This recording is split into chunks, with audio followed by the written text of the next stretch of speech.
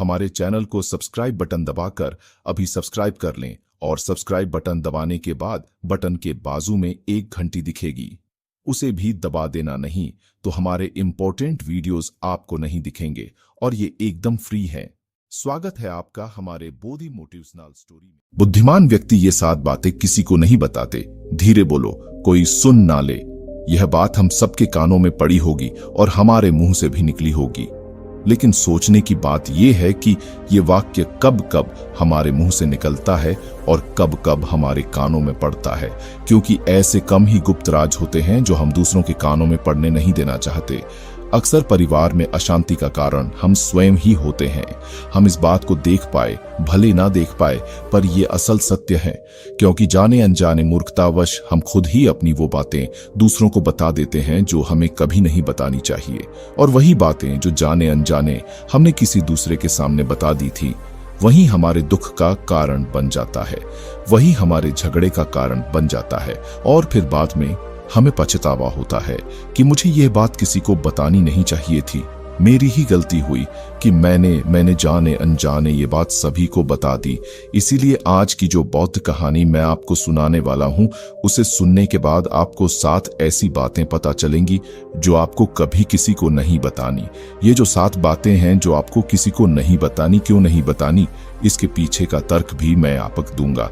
और इन 7 बातों के अलावा अगर आपको लगता है कि कोई बात ऐसी है जो मुझसे छूट गई या मैं नहीं बता पाया, तो कमेंट सेक्शन में जरूर बताना। इससे पहले कि आप इस बौद्ध कहानी में खो जाएं, इस चैनल को सब्सक्राइब जरूर कर लें। तो चलिए कहानी शुरू करते हैं। एक समय की बात है, एक नगर में राजेश नाम का एक युवक रहता था। वो युवक बहुत गरीब था। 2 वक्त की दाल रोटी भी बड़ी मुश्किल से उसको नसीब होती थी। किसी काम की तलाश में दिन रात खोज करने पर भी उसे कोई काम नहीं मिल रहा था। फिर एक दिन उसने अपनी पत्नी के सामने अपनी सारी समस्या बता दी। उसने अपनी पत्नी को कहा कि मैं जिस जगह भी काम मांगने के लिए जाता हूं, तो हर कोई मुझे ये कहकर काम नहीं देता कि हमारे यहाँ काम की जरूरत नहीं है। मैं काम की तलाश कर करके थक चुका हूं। मुझे समझ नहीं आता कि मैं तुम लोगों का पेट कैसे भरूंगा, अपने बच्चों को कैसे पालूंगा, और ये चिंता मुझे दिन रात खाई जा रही है। ये सुनकर उसकी पत्नी ने कुछ सोचकर कहा कि तुम एक आदमी के पास एक बार ही काम मांगने के लिए जाते हो, और जब वो काम नहीं देता तो तुम 2 बार उसके पास जाते तक नहीं हो। अगर तुम्हें उनसे काम लेना है तो तुम्हें हमदर्दी जता होगी, तुम्हें उनसे हमदर्दी हासिल करनी होगी, अपनी गरीबी दिखानी होगी, ताकि वो लोग तुम्हारी मजबूरी समझकर तुम्हें काम पर रख लें। इसीलिए शर्म मत करो, उन्हें अपनी मजबूरी बताओ, अपनी गरीबी बताओ, और इसी उपाय से तुम काम पा सकते हो। ये बात राजेश के मस्तिष्क में बैठ गई और अगले दिन काम मांगने के लिए वो उसी सेठ के पास जा पहुंचा जहां पर वो पिछले दिन काम मांगने के लिए गया था। लेकिन इस बार उसने हाथ जोड़कर उस सेठ से प्रार्थना की, उससे विनती की कि वो बहुत गरीब है और उसे काम की बहुत आवश्यकता है। वो जो कुछ भी उसे देंगे उसमें संतुष्ट हो जाएगा, पर कृपया करके मुझे अपने यहाँ काम पर रख लें। उसकी ये हालत देखकर उस सेठ ने उसे अपने यहाँ काम पर रख लिया। वो रोज वहां पर काम पर जाने लगा। अंदर ही अंदर वो खुश तो था कि उसे काम तो मिला, लेकिन उसे वेतन दूसरे लोगों से कम मिलता था। वही काम जो दूसरे लोग कर रहे थे, उन्हें ज्यादा वेतन मिल रहा था और इससे कम वेतन मिल रहा था। जब इस बारे में उसने अपने सेठ से कहा तो सेठ ने कहा कि देखो भाई, तुम्हें काम की जरूरत थी, मैंने तुम्हें काम दिया, मेरा धन्यवाद करने की बजाय तुम मुझसे शिकायत कर रहे हो। ये सुनकर रिंकू वहीं पर चुप हो गया। बात कहीं ना कहीं सत्य थी। सस्ती सेठ ने तो उसे उसकी मजबूरी के हिसाब से ही काम दिया था और इसीलिए वो उसे अपने अनुसार ही वेतन देता था। लेकिन धीरे धीरे उसने ये बात अपने सगे संबंधियों और अपने दोस्तों को भी बताना शुरू कर दी कि उसका सेठ कैसा आदमी है और उसे कितना वेतन देता है। समय बीतता रहा और राजेश पूरी लगन के साथ अपना काम करता रहा, लेकिन अब परिस्थितियां बदलने लगी थी। सेठ अब राजेश से दूसरे लोगों से ज्यादा काम लेता था और उससे कम वेतन उसे देता था। ये बात राजेश के मन को बहुत खलती थी। वो दूसरों से ज्यादा मेहनत कर रहा है और उनसे कम वेतन पा रहा है। इससे उसके आत्मसम्मान को बहुत गहरी चोट पहुंची। अब धीरे धीरे उसका मन अपने काम से हटने लगा। उसका मन काम में लगता ही नहीं था। जाहिर सी बात है कि ऐसी जगह किसका मन लगेगा जहां आदमी को अपने आत्मसम्मान के साथ समझौता करना पड़े। इसीलिए जल्द ही उसने अपना काम छोड़ दिया और वो घर पर आकर खाली बैठ गया। अब उसके पास घर का खर्चा चलाने के लिए भी पैसे नहीं बचे थे। इसीलिए उसने अपने सगे संबंधियों और अपने दोस्तों से सहायता मांगने शुरू की।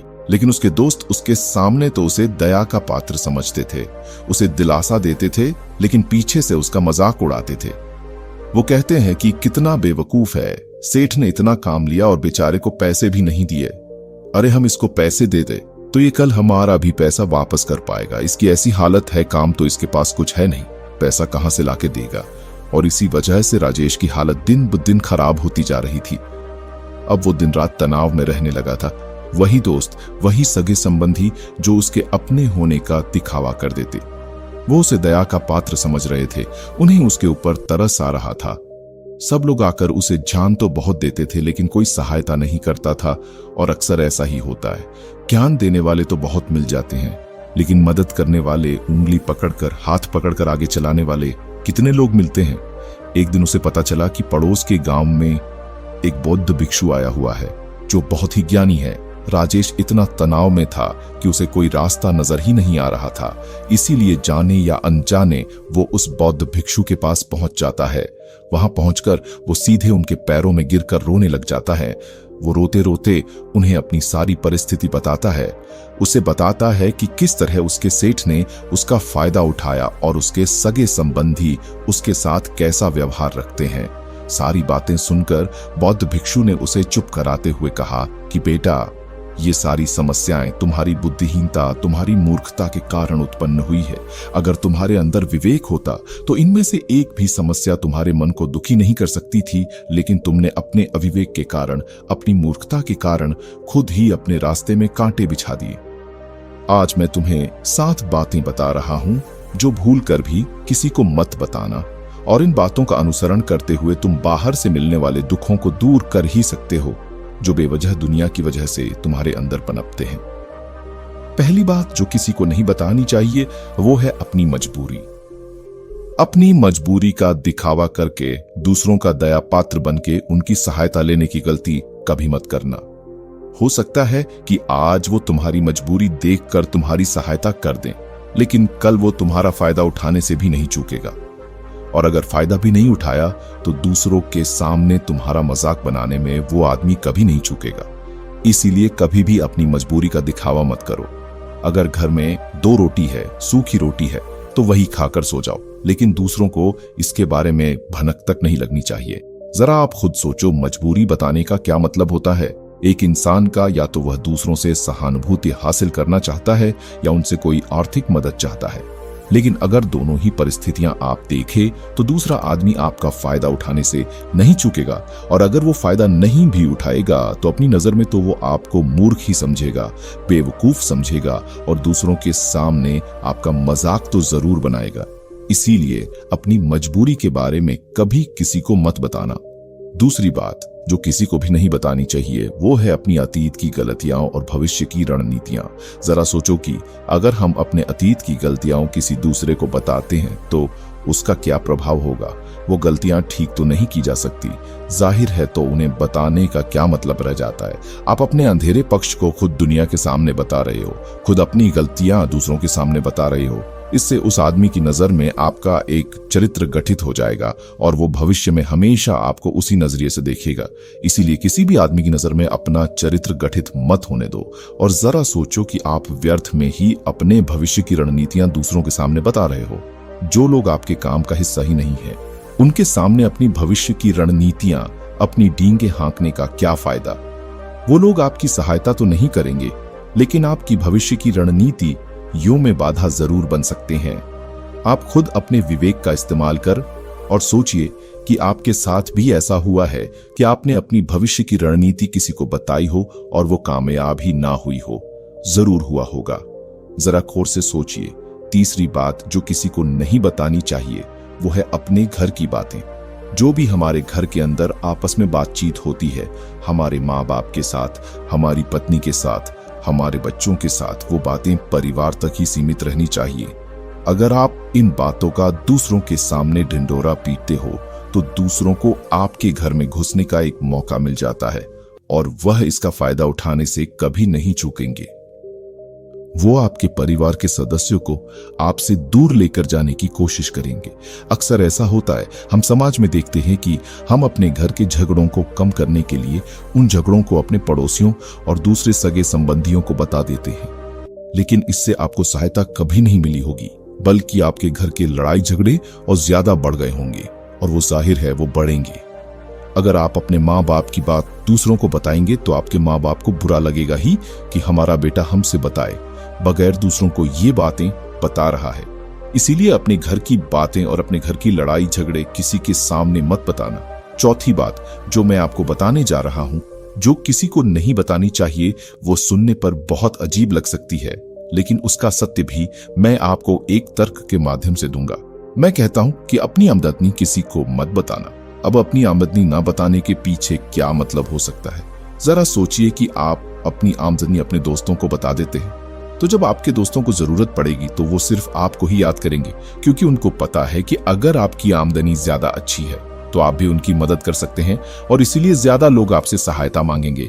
और जब आप उनकी सहायता नहीं करेंगे तो वो सोचेंगे कि इस आदमी के पास पैसे है, मेरी सहायता कर सकता है, लेकिन ये सहायता कर नहीं रहा है, और इसीलिए आपकी आमदनी आप दोनों दोस्तों के बीच एक झगड़े का कारण हो सकती है। कम आमदनी होगी तो लोग मजाक उड़ाएंगे, और ज्यादा होगी तो सहायता मांगेंगे, तो अपनी आमदनी बताने का कोई मतलब नहीं है।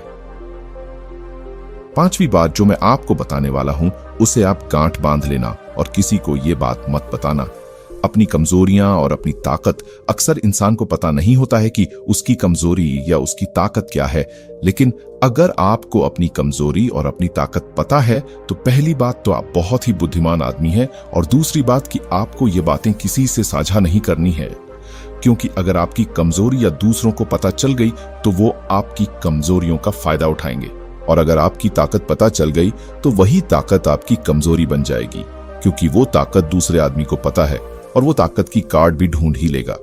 अपनी कमजोरी और अपनी ताकत अपनी पत्नी या अपने पति को भी नहीं बतानी चाहिए, क्योंकि इसके बाद आपको घर में उनसे हमेशा दब के रहना पड़ेगा। अगली बात जो किसी को नहीं बतानी चाहिए वो है अपने मित्र और अपने शत्रु। आप अपने मित्रों के बारे में अगर दूसरे लोगों को बताएंगे तो वह आपके मित्रों के साथ अपनी घनिष्ठता बनाकर आपको धोखा दिलवा सकते हैं, आपके गहरे मित्रों को आपसे दूर करने का प्रयास कर सकते हैं। अक्सर आम आदमी ऐसा नहीं करता, लेकिन आपके दुश्मन ऐसा करने की कोशिश कर सकते हैं। और दूसरी तरफ आपके शत्रु का भी किसी को नहीं पता लगना चाहिए, क्योंकि आज जो आपका मित्र है, अगर कल वो आपका दुश्मन हो गया तो वो आपके दुश्मन के साथ ही मिलकर आपको परास्त कर सकता है, आपको धोखा दे सकता है। इसीलिए अपने सबसे अच्छे दोस्तों को भी अपने दुश्मन के बारे में कभी मत बताना। अगली और आखिरी बात कहना चाहता हूं कि जब तुम दान करते हो तो दान के बारे में भी किसी को मत बताना, नहीं तो दान करना व्यर्थ हो जाता है, बेकार हो जाता है। जब आप अपने दान का ढिंढोरा पीटते हो तो आप ये बता रहे हो कि मैं कितना बड़ा दानी पुरुष हूं, और ये आपके अंदर एक अहंकार निर्मित करेगा। इसीलिए दान गुप्त रूप से किया जाए उतना ही अच्छा होता है, उतना ही फलदायी होता है। जब आपका बायां हाथ दान कर रहा हो तो दाएं हाथ को बिना पता चले कि बायां हाथ दान कर रहा है। ये 7 बातें जो बौद्ध भिक्षु ने राजेश को बताई, इनमें संसार के सभी सिद्धांत छिपे हुए हैं। इन बातों का अनुसरण करते हुए आप अपने घर में सुख शांति बना सकते हैं और घर के झगड़े हमेशा के लिए दूर कर सकते हैं। आप इन बातों के बारे में अपने विवेक से भी सोचेंगे तो आपको यह बातें सच मालूम पड़ेगी।